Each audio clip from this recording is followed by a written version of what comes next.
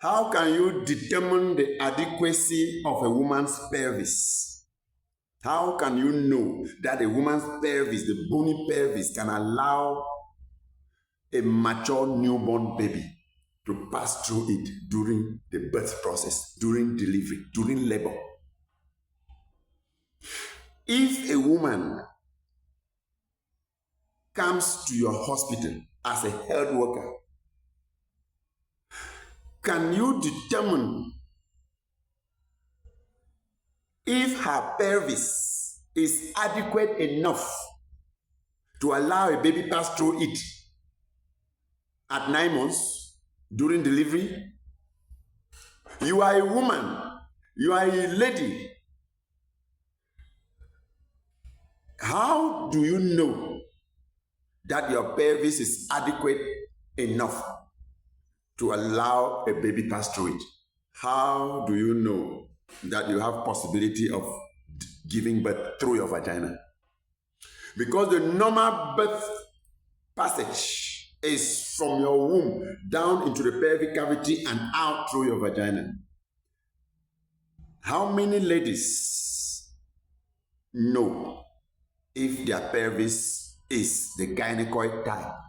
A gynecoid pelvis is a pelvis that is adapted to the process of delivery, that nature made it in a way that it has space enough to allow a baby that has made 9 months in the womb to be able to descend into that pelvic cavity and come out through the vagina of the woman.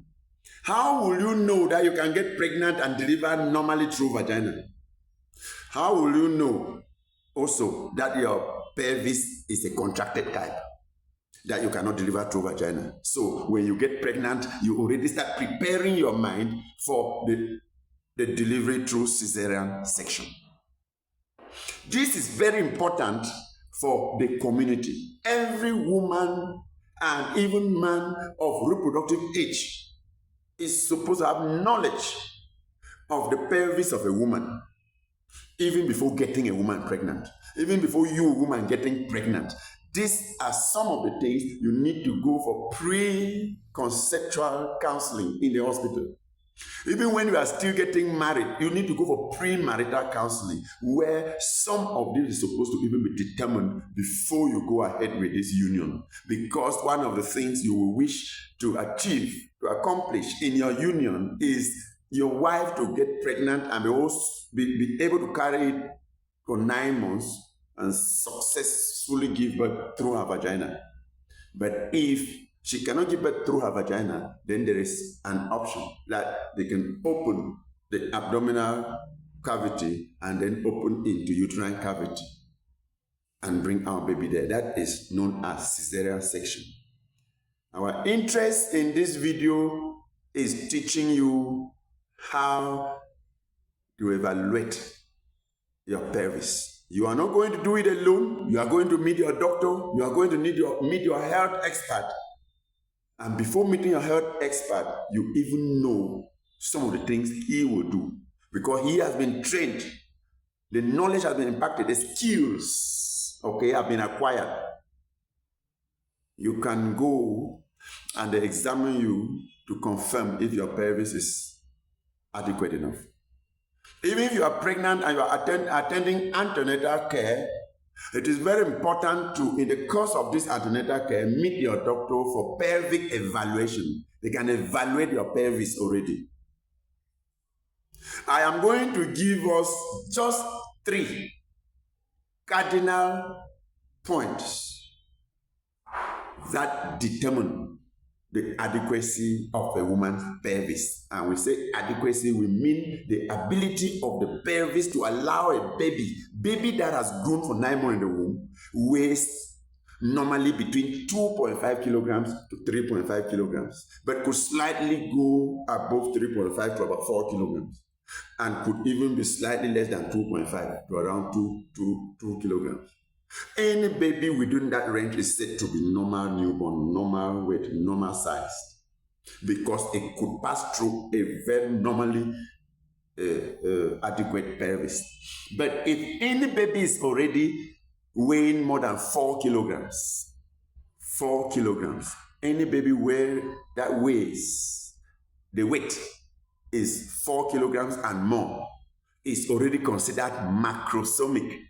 A macrosomic baby is describing the fact that that baby is excessively large.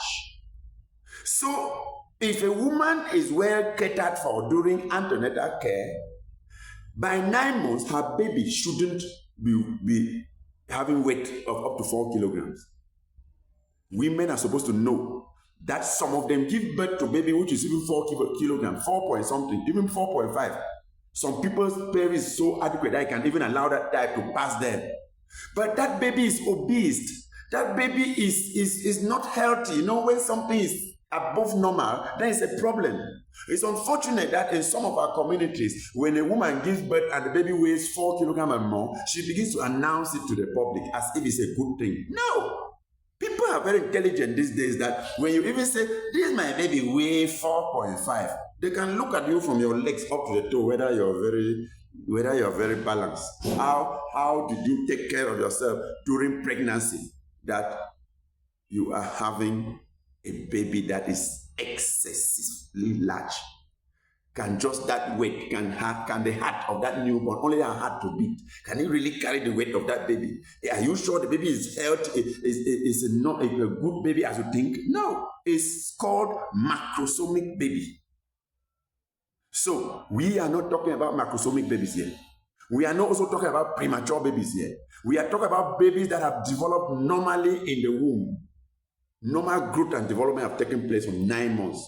Such a baby, if it can conveniently pass through the pelvis and through the vagina to the outside, it means that your pelvis is adequate enough and has allowed your baby to pass. 3 cardinal points to evaluate the pelvis. 1, reachability of examining fingers to the sacral promontory. People who are trained to understand this, don't worry yourself too much about it. Remember, one of the objectives of our study in our group is also a refresher course, refreshing the minds of health workers, the doctors, the nurses, the midwives, because somebody might have stayed for some time without practice and may be doubting. And a woman may even come and is in labor, and you do not have the knowledge enough to evaluate if her pelvis can allow this baby pass through. Some women may be in labor, and the difficulty they are facing in that labor is because the head of the baby has come and blocked. The pelvis seems to be smaller, and the head cannot fit inside. That we call cephalopelvic disproportion. And the nurse or the doctor or the midwife around there might be ignorant about that, has not yet diagnosed that that's a problem. And they may keep wondering that, but why? She's having pains, but the baby is not coming. She having the... No, please evaluate the pelvis. Let us have healthy mothers and healthy babies after their pregnancies. Now, when the midwife, when the doctor sends 2 fingers deep into the vagina of the woman and takes straight as the woman is lying down, if those 2 fingers don't touch a bone, if the 2 fingers inside there do not touch a bone at the end, it means that the gap inside that cavity is longer than the length of your finger. That is more about 10 centimeters or more, meaning the head of a normal baby can pass through it with very little molding. Molding, the scores, the suture, the joint in the head can override over each other, reducing the size of the head to permit it pass, meaning that some moderate molding may just take place and the baby is off. But if you send only your examining fingers and they already touch the bone at the back there, the sacrum, a point on that sacrum in the inner surface, the center of it is called sacral promontory. If your examining fingers go in straight and touch the sacral promontory, forget, just prepare that woman for CS. That's an operation. Any delay there will end with nothing because she cannot deliver through the vagina. Number 2, ischial spines. There are certain projections from the wall of the pelvic cavity. The pelvic cavity is round like that. But directly from the left, in the middle, in the center of the cavity, there is usually a small projection of bone from right and from left, from right and from left, and little projections like that. But since it's bone, once they are prominent, they narrow the passage through they narrow the cavity there and the passage there. such that a normal head of a baby may descend in that cavity by hook. Those two hooks hook it.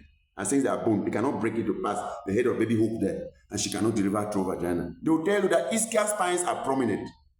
But in a good gynecoid pelvis, the ischial spines are blunt. You may send your two fingers on the wall on the right and you feel it smooth. And you turn to the wall on the left and you feel it smooth.